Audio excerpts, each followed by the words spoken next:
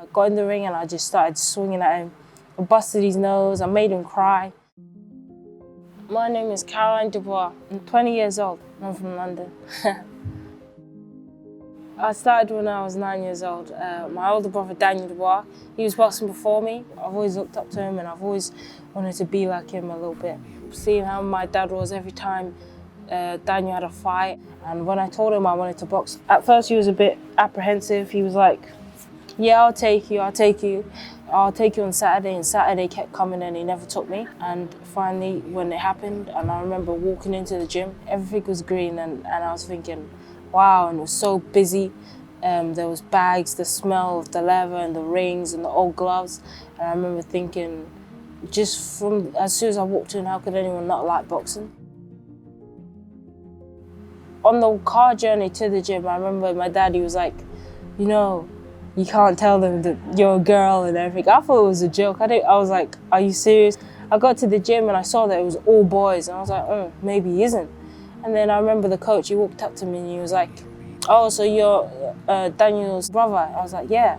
And he was like, oh, what's your name? At first I said Caroline, but I said it so quietly he didn't hear me and he was like, what? What was that?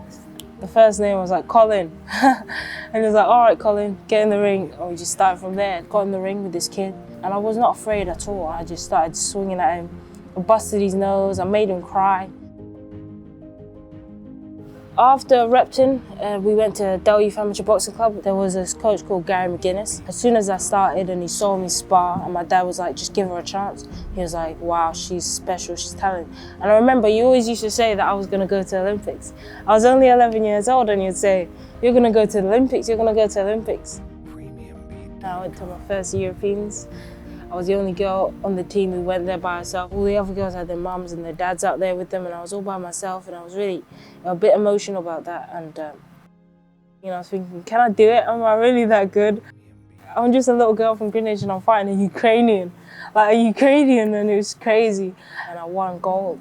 From then, I just had that belief to qualify for my first senior Olympics. I suppose I was a bit like the underdog because I had a big fight against Maya Potkanen, who was like the number one seed in the tournament. She hasn't been beaten in Europe in like 4 or 5 years. You know, I was afraid of going out there and folding and not performing as good as I could and then living with that regret for the rest of my life. But I knew if I lost to this girl, I wasn't going to no Olympics, and I was like, I ain't losing to you, no way.